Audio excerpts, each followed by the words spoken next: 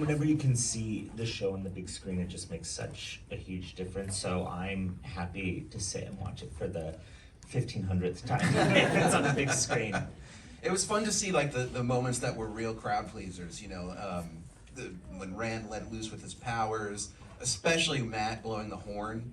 And I guess that's a good question kind of to lead off with. Like, we're going to talk a little bit about the stuff from the books that was incorporated into this season, and I know that moment was very important for people. And so I guess I would ask about your approach to the whole concept of the heroes of the horn and bringing them back and making sure that that moment hit the way it needed to. Yeah, for us, whenever we're taking one of the kind of iconic moments from the books and figuring out how to do it, I always go back to the emotional piece of it and the audience like emotionally understanding what's going on. So for us, it's Matt blowing the horn. So how can we show that this is about who his character is, that he is a man who doesn't think he's a hero and actually is. And so letting that be kind of the shining moment in that arc for him, and then also including a character who had died earlier in the season so that you could kind of understand and process as an audience member who doesn't know the books that that's really what the heroes of the horn are, of these people that we've seen before from ages past that come back when you blow this horn and fight for the light. I guess let's talk a little bit about your approach to adapting the books. Now, this season adapted books 2 and 3, and so when you're incorporating that much material, and it's such a sprawling canvas, obviously, it's part of the appeal of the franchise and the books. How do you go about deciding, like, well, we need this maybe we can adjust? Like, what's the process of adaptation? Like, how do you, like, is there a first principle that you operate from? Yeah, the first principle for me is always staying true to kind of the heart and the feeling of the books and making sure that that is always conveyed in the show. But in terms of the choices that we make when we have to choose what pieces we can do and what pieces we can't, it's really about leaning into the things that feel the most unique in this world. The fantasy space is a very crowded one on television right now, and so Wheel of Time, even though the books were written years and years ago now, it still feels incredibly fresh in the landscape today, and so you'll often find us leaning into the stories that do feel the freshest. I think the Shan Chan, the Damane story with Egwene this season, Nynaeve in the Arches, like these are pieces of books 2 and 3 that really cut through and feel very fresh today. And we're lucky because there's good stuff through all 15 of the books that still feels fresh today. But that's usually the stuff that we'll lean into the most. I guess let's talk about the Shan Chan then. Having talked to you before, I'm a huge fan of how they came across. They're so alien, but without feeling like a sort of fake version of some like exotic culture from our world. The American accents play a big part in that. So I guess, what was your approach to the design of them, the look, the feel, the sound, the whole Shan Chan vibe? Yeah, our team in Prague is incredible at sort of how they create characters, how they create worlds, and every season we'll sit down and talk about the new worlds that we get to go to that year. So for this season, the Shan Chan was obviously a huge piece of that, and my first sit-downs with the teams were difficult because I was basically like, okay, so what we need is a group of people who feel entirely alien to our world, but also within the world of the Wheel of Time. And they were like, And so, we tried to, all of us together, mine through the books and find different things that we could bring out and sort of bring to the surface that can be interesting and give that feeling. And I think the hair and makeup team, Davina, who does our hair and makeup's incredible, Sharon Gillen, who does the costumes, they worked really closely together, worked with Andre Nekvasil, who does the production design. All of these teams work together to give this aesthetic and bouncing the colors off each other. What's their color scheme? What feels different in the world? What'll look good in our sets in Morocco? And from the accent point of view, that was something that was in the books actually, or in Robert Jordan's mind at least, was the idea that the Shan Chan had American drawls, like a Southern drawl. And so for us, we thought about, okay, what if we could put that accent on the Shan Chan, that is an accent we've avoided in the show because it feels very modern. But if we do our version of it that has sort of this like Civil War era lilt to it, then it can sit in the show and still make them feel kind of alien. I guess this is also kind of a first principles type question, but just with the Shan Chan alone, it's a perfect example. You're dealing with costumes, you're dealing with set design, you're dealing with makeup design, hair, the actual performances, the accents, the special effects involved with the Damani and the Suldam, all that kind of stuff. And that's just like one part of one storyline of this whole world that you have to supervise. So when you, in your mind, have to tackle like a situation that huge, like how do you start thinking, all right, like I'm gonna liaise with this department and this department and this department? Like, is there like a process that you go through, like, or do you kind of? We have a lot of meetings. Okay. We do. No, I mean, it really, Marigo can speak to it. We probably had truly hundreds of meetings about the Shan Chan, starting as soon as we were in the writer's room, because you do need all those departments working together, and when television is at its very best, every single department is additive and is lifting the product overall. And so I think we were really able to achieve that with the Shan Chan, and we have, some new places we're going in season 3 that the team has been working very hard on this year. And so it's exciting to see those worlds getting built. One thing that I really liked about this season, and you kind of alluded to it a little bit with Egwene and Nynaeve, is that there are these almost self-contained stories that feel almost like a short story within the larger narrative. Like I remember watching with my family the episode where Nynaeve goes through the arches, and when she finally gets out, my kid turned to me and was like, "That was a good episode." And then the opening title pops up because it felt so like satisfying and fulfilling in and of itself. Like, was that something that you did on purpose? Like with that, and I'm thinking specifically of that in the Egwene episode where she is trained and broken. Like, yeah, every season we sort of sit down in the writer's room, and one of the things that we do at the very beginning is pick out a couple of the stories that we have to carve out the space to make a whole episode for. 8 episodes to tell the amount of story we have to tell is an almost impossible and daunting challenge every season. And so to further make it really almost like 6 episodes you have to tell that story is huge, but we think it's worth it because those stories will really stand out to an audience, especially that doesn't know the books, when they're given that time and it's carved out so they can really follow that character on that journey. And so every season, the first season was more of like a group journey that had the one big Moraine episode, but for seasons 2 and 3, we've really carved out, 2 episodes a season that can really be devoted to one of the characters. I guess that kind of speaks to a larger issue of balance. Like, I was thinking specifically in this finale, just watching it now, I was like, well, you've got Rand, I could list all the characters, you all know who the characters' names are, but you have all of these people, and plus like other separate things, like, the stuff with the White Cloaks, there's stuff with the Forsaken. It's not just our heroes, in other words. Like, how do you, like, when you sit and you watch, your whatever, rough cut of it, like, and like, that's kind of off balance, this needs a little more weight, this needs a little, like, is that like kind of how it works? Like you kind of snip and add and tweak, or? Yeah, I think you have to look at it that way because it is so big and so complicated, and you never want the audience to lose emotional track of the characters. At least for me, that's the main thing I'm looking for, is I feel like audiences in television are connected when they're connected emotionally. So there are things that sometimes you have to put, like in this finale, there's a really important sequence from the books where Ingtar, who is the guy that was captured with Perrin and Loyal, is revealed to be a dark friend, and it's a big story in the books. It's something I love in the books, and we shot it, and it just, you couldn't emotionally connect to it with the number of other things that were going on in the finale. Okay. So we ultimately had to pull it in the cut process because it disrupted your ability to follow our lead characters through it. Although I think, Holly might kill me, but there will be a deleted scene that we release eventually, so you can see it. Because Greg, who plays Ingtar, is fantastic, and it's a great scene, and it's wonderful from the books. and I think it should be in the canon of the world, but it just didn't make sense in the finale. Okay.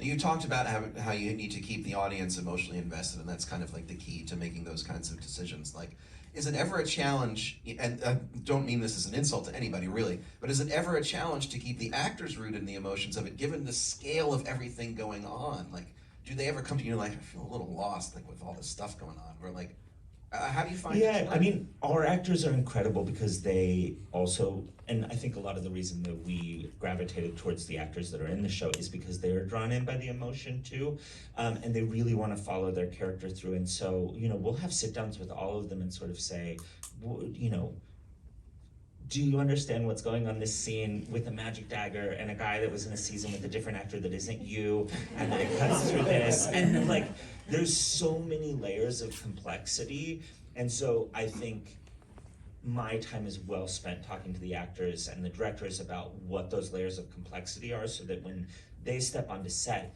they can just feel it, and all of that is there. Natasha, who plays Lanfear, is a great example of that. She's always playing 50 levels in every scene, and we just talk through what they are beforehand, of like, oh, actually you knew him in a past life and you tried to kill him, and like, you know, you're in love with him, but also you don't want him to know that you were, but you kind of do want him to know that you were. And so, and she's able to take, we have incredible actors on the show, some actors that would cripple, actually, like they could not function with that level of knowledge about what's going on. They just kind of need like one through line to track, but our actors are so invested in it and so good that, you know, Tash can take all of that in, nod, and then just go do it, and it's perfect. And that's, you know, that's a big blessing we have on the show with the quality of our actors. And it seems like with Lanfear, I'm glad you brought her up, because one thing that seems so crucial to this season and to the story in general is like, you do kind of have to believe that it's possible for Rand to choose these people, who after all used to be his friends and have their own,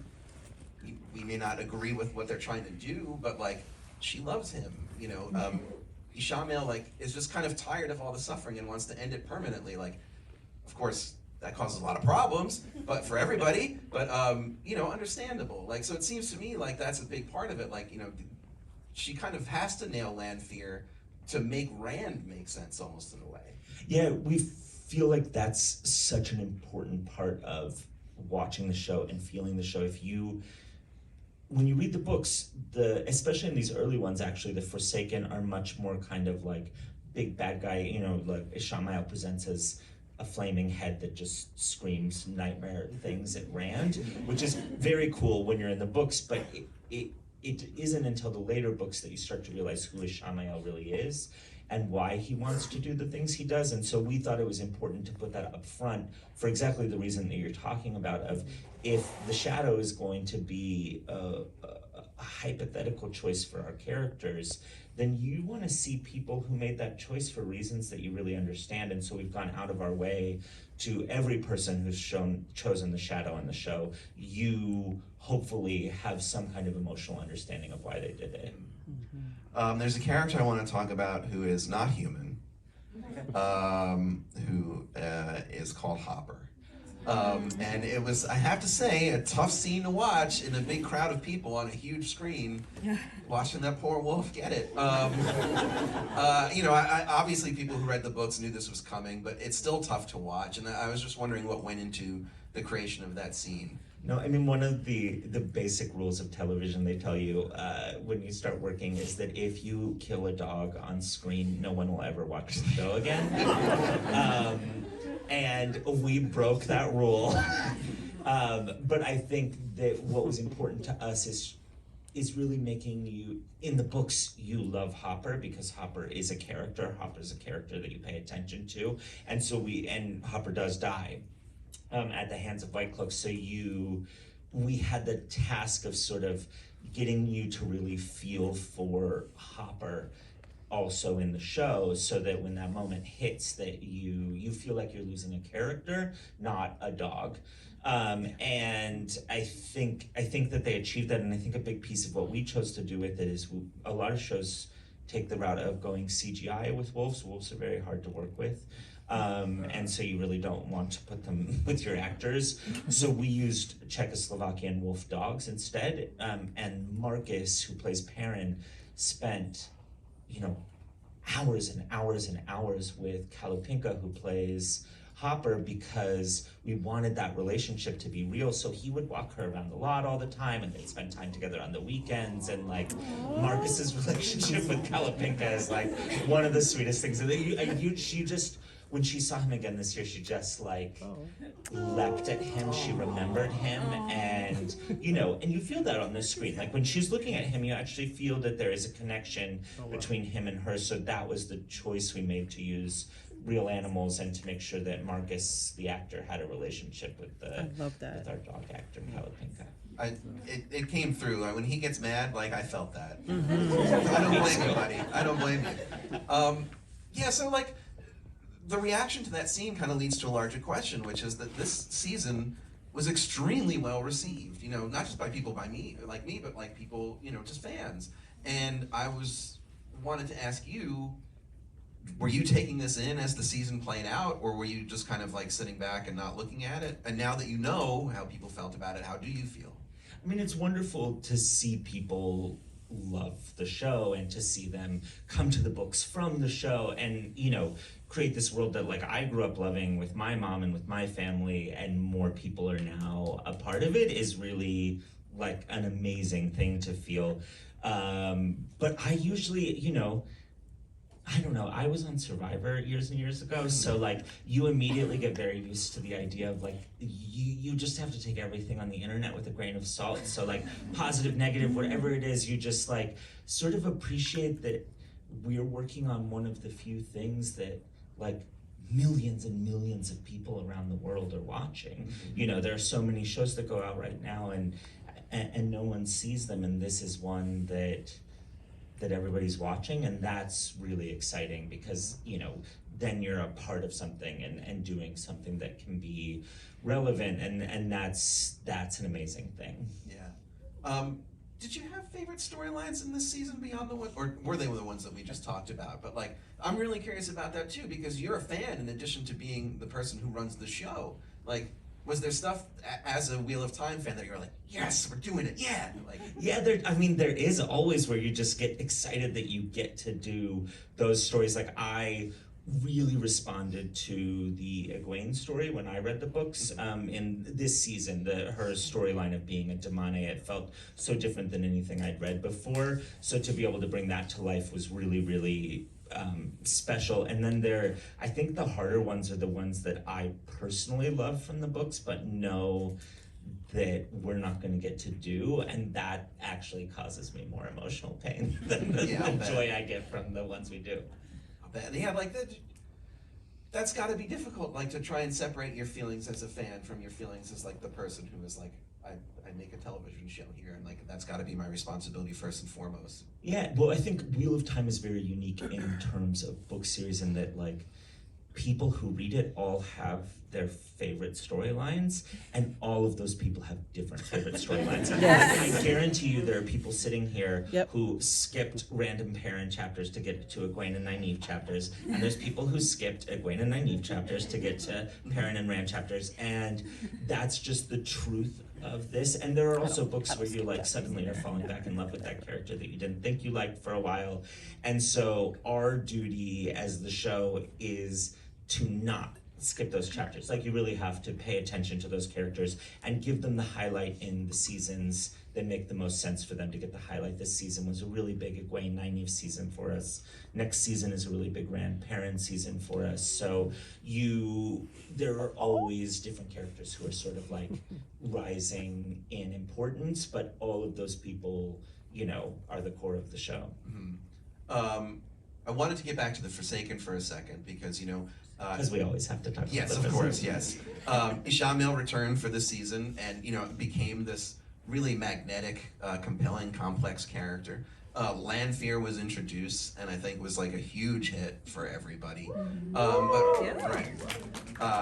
right there at the end, we met another Forsaken. Mm-hmm. And I was wondering if you could talk about that person a little bit, if you can. Yeah, I think I can say some things about Moghedien, who, Laia Costa, who plays Moghedien, had a really big challenge to do, which is that we've just had an episode that is you know, a feature film in terms of VFX and armies and fire dragons and Rosamund Pike on a beach shredding, you know, like, and then, but the final scene is just a new character talking. And, you know, that is a big challenge as an actor to come in, and that scene for us was to give the promise of season 3 and what the Forsaken will eventually mean in the show, because I think that you might, through this season, start to think like, I love a Shamael and Lanfear so much, there's no way I could love another Forsaken more. And Laia set out to prove that you actually can.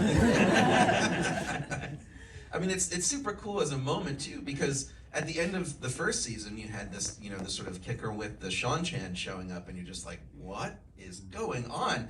And it panned out great. So like, I don't know, personally, I feel a little bit of confidence there for it. It's like, well, they tried this once and it worked. So I've seen some of the Moghedian scenes from season 3, and this is just the beginning. Nice.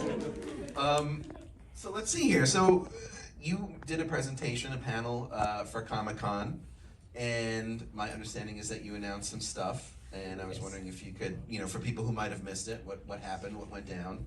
Yeah, I think we announced that Io Waste and the city of Ruidian will be in season 3.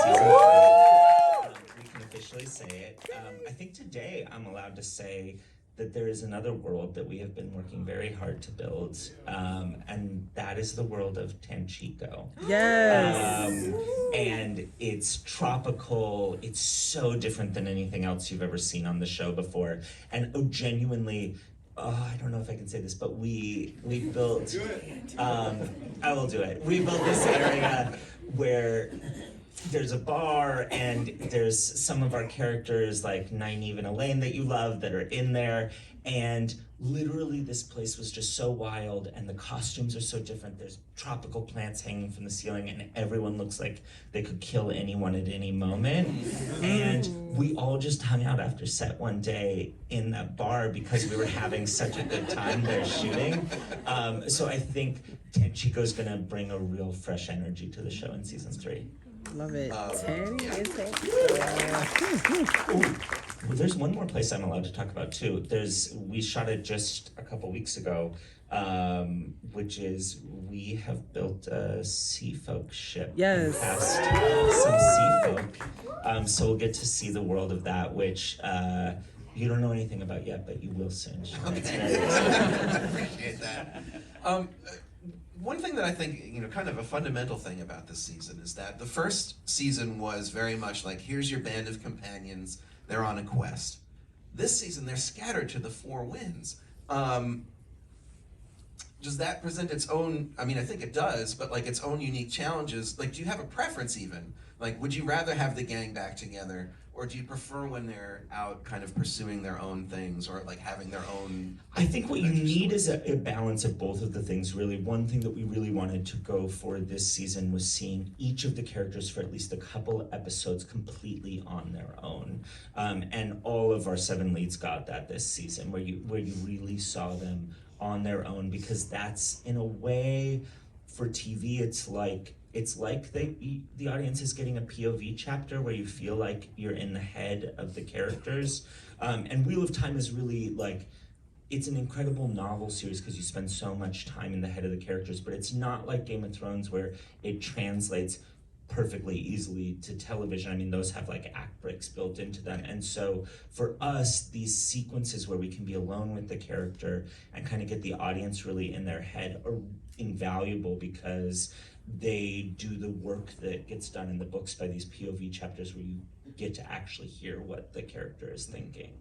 I guess we're running towards the end of our time here, but you had mentioned that like one of the things you prioritize is like, okay, this is a fantasy show. There's a lot of fantasy shows. What can our fantasy show do that's different? And I've noticed, and certainly I've responded to it, to me that's like the most exciting thing about the Wheel of Time as a television show, is that like, you think this is such well-trod territory, and you wind up going down these directions that like you never would have anticipated.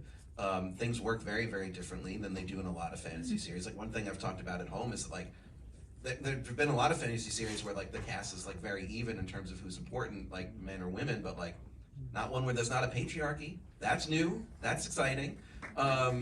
Yeah, clap for that. So, I guess like looking forward, do you see this as like a challenge? Like, are you constantly going to have to be like, how are we going to top what we did last season? Like, how are we going to? That's the great thing about adapting this book series is I'm just like, oh my god, yeah, this is good, but wait till what happens in season 3. Like, there are actually things that happen in the books all the way through that are so different, and no one's doing them, and we're really leaning into those.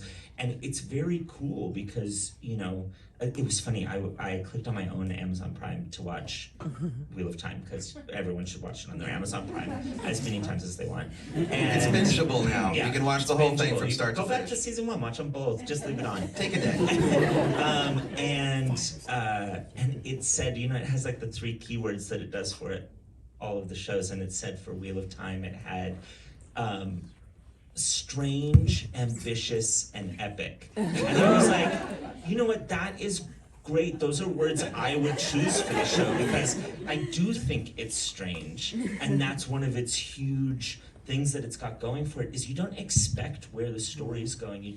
It doesn't fall in these kind of trodden pathways that we're used to and getting used to in fantasy television. And it is ambitious. It does crazy stuff, and we get to do crazy stuff on the show. And it is epic. You get to see new worlds every season, and we have an amazing budget from Amazon that we try to use to the maximum to put a lot on the screen. So, that is, I think that's part of the fun of this series, is that, like, I know that there are all these stories that are strange and ambitious and epic that we still have to do, and that's the excitement of it. Well, I feel like you gave everybody a lot of stuff to look forward to in the Yes. strange, ambitious, and epic categories. So, thanks so much for coming out and talking about it.